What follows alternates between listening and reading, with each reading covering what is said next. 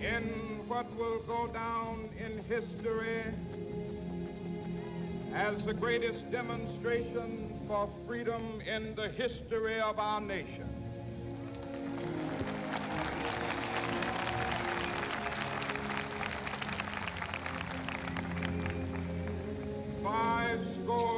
Years ago, a great American in whose symbolic shadow we stand today signed the Emancipation Proclamation. This momentous decree came as a great beacon light of hope to millions of Negro slaves who had been seared in the flames of withering injustice. It came as a joyous daybreak to end the long night of their captivity. But 100 years later, the Negro still is not free. 100 years later, the life of the Negro is still sadly crippled by the manacles of segregation and the chains of discrimination. 100 years later,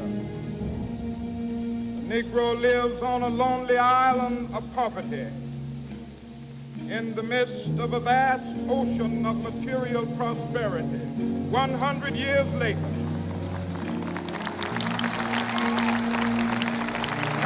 the Negro is still languished in the corners of American society, finds himself in exile in his own land.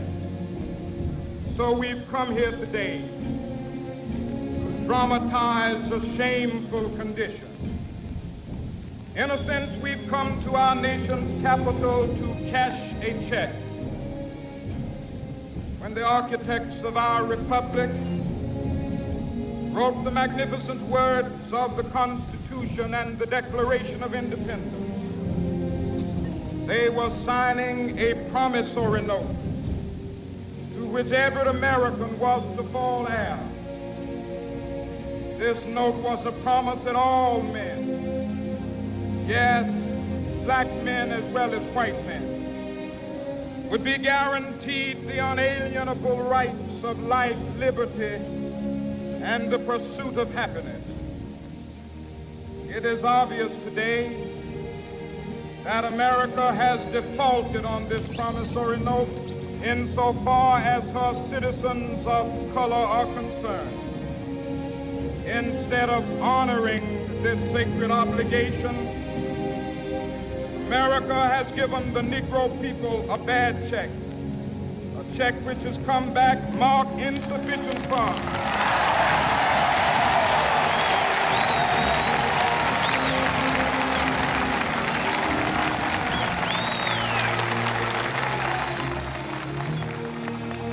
But we refuse to believe that the Bank of Justice is bankrupt. We refuse to believe that there are insufficient funds in the great vaults of opportunity of this nation. So we've come to cash this check, a check that will give us upon demand the riches of freedom and the security of justice.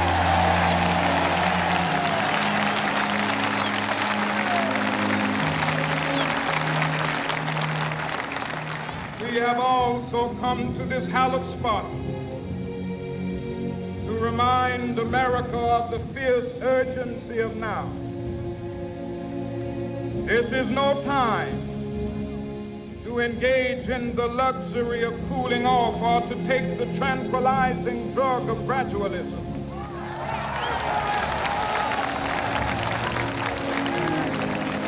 Now is the time to make real the promises of democracy. Now is the time to rise from the dark and desolate valley of segregation to the sunlit path of racial justice. Now is the time to lift our nation from the quicksands of racial injustice to the solid rock of brotherhood. Now is the time make justice a reality for all of God's children. It would be fatal for the nation to overlook the urgency of the moment.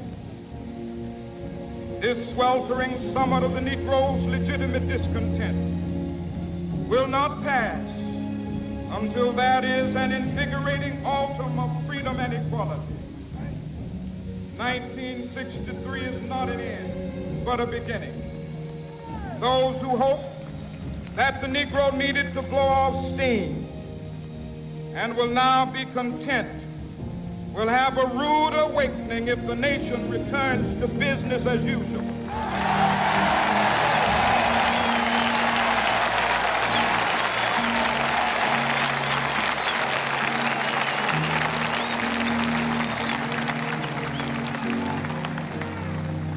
There will be neither rest nor tranquility in America till the Negro is granted his citizenship rights. The whirlwinds of revolt will continue to shake the foundations of our nation until the bright day of justice emerges. That is something that I must say to my people who stand on the warm threshold which leads into the palace of justice.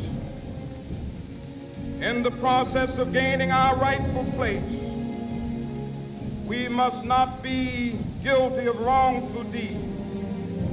Let us not seek to satisfy our thirst for freedom by drinking from the cup of bitterness and hatred.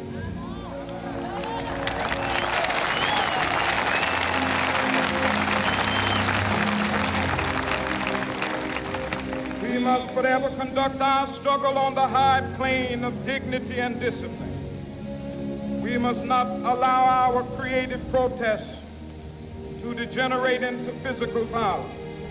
Again and again, we must rise to the majestic heights of meeting physical force with soul force. The marvelous new militancy which has engulfed the Negro community must not lead us to a distrust of all white people. For many of our white brothers, as evidenced by their presence here today, have come to realize that their destiny is tied up with our destiny.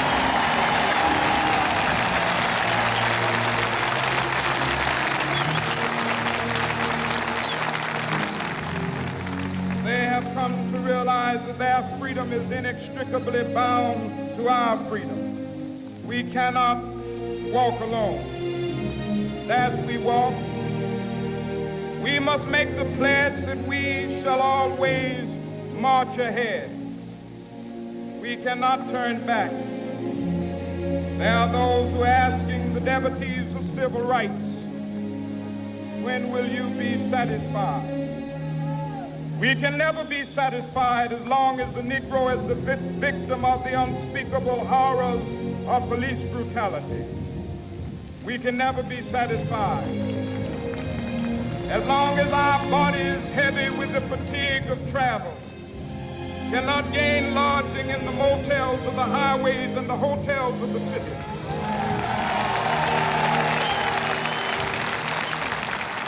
We cannot be satisfied as long as the Negro's basic mobility is from a smaller ghetto to a larger one.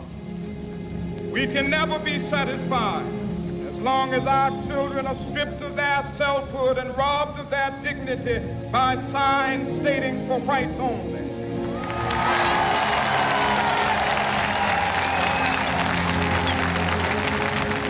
We cannot be satisfied as long as a Negro in Mississippi cannot vote and a Negro in New York believes he has nothing for which to vote.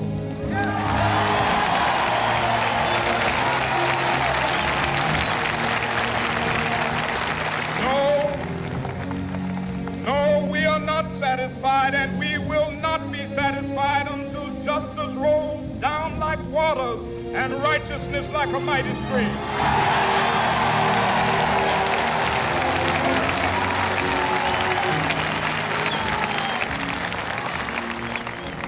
I am not unmindful that some of you have come here out of great trials and tribulations. Some of you have come fresh from narrow jail cells. Some of you have come from areas where your quest for freedom left you battered by the storms of persecution, staggered by the winds of police brutality. You have been the veterans of creative suffering. Continue to work with the faith that unearned suffering is redemptive. Go back to Mississippi.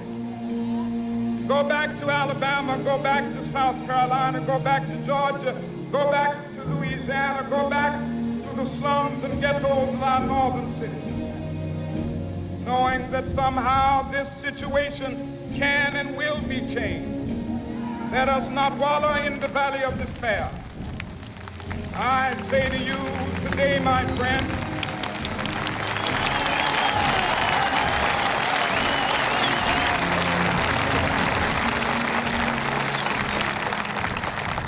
so even though we face the difficulties of today and tomorrow, I still have a dream.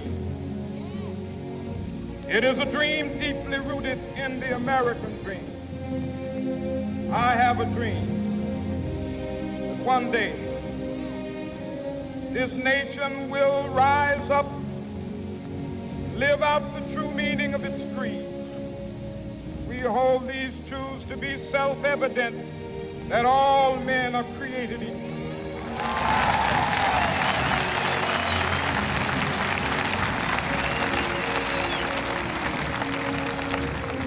I have a dream that one day on the red hills of Georgia,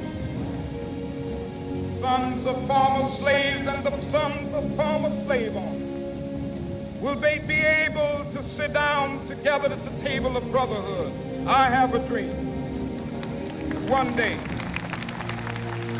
even the state of Mississippi, a state sweltering with the heat of injustice, sweltering with the heat of oppression, be transformed into an oasis of freedom and justice. I have a dream.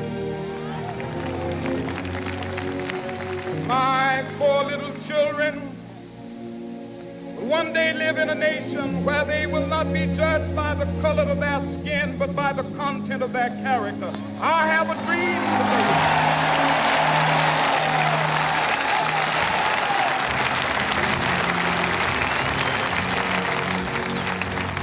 I have a dream that one day down in Alabama, with its vicious racists, with its governor having his lips dripping with the words of interposition and nullification, one day right there in Alabama, little black boys and black girls will be able to join hands with little white boys and white girls as sisters and brothers. I have a dream today.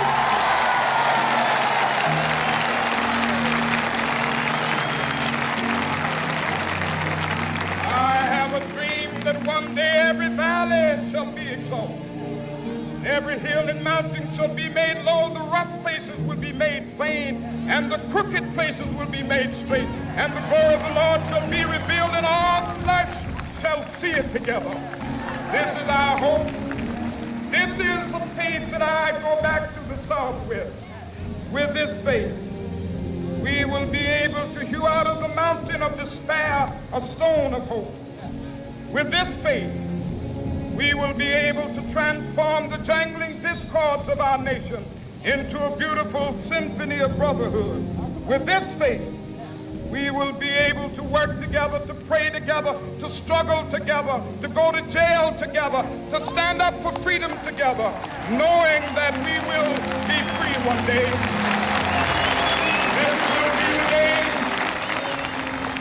This will be the day when all of God's children be able to sing with new meaning, my country, tears of thee. Sweet land of liberty of thee I sing. Land where my fathers died, land of the pilgrim's pride. From every mountainside, let freedom ring. And if America is to be a great nation, this must become true. So let freedom ring. From the prodigious hilltops of New Hampshire, let freedom ring. From the mighty mountains of New York, let freedom ring from the heightening Alleghenies of Pennsylvania. Let freedom ring from the snow-capped Rockies of Colorado.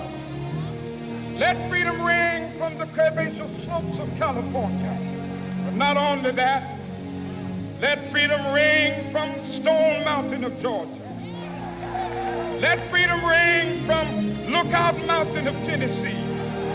Let freedom ring from every hill and molehill of Mississippi, from every mountainside. Let freedom ring when it happens.